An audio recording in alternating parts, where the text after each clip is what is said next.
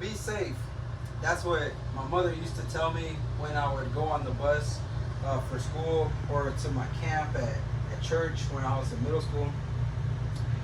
Who knew that I would become more involved in my church throughout the years and eventually end up serving, and eventually they offered me a job as a maintenance man. So there at the church one day, I was working on a scissor lift that was 30 feet high.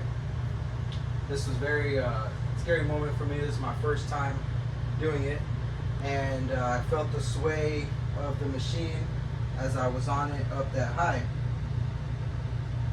That day it was Friday at 3:30 p.m.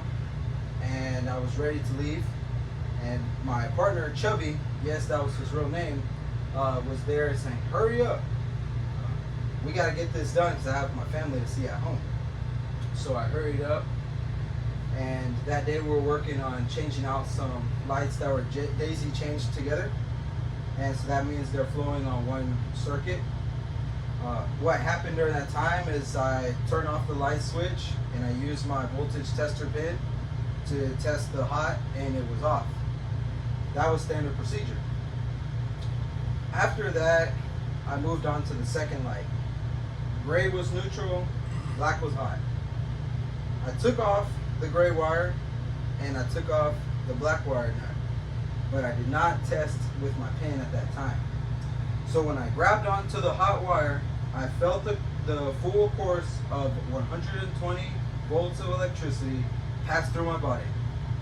And that day, I learned a valuable lesson, which was that you have to be very careful and diligent no matter what. Be safe played through my mind the words of my mother that day.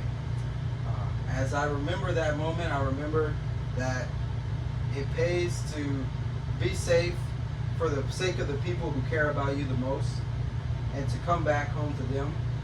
Luckily that day I wasn't hurt too bad, and I woke up after I did fall on the scissor lift.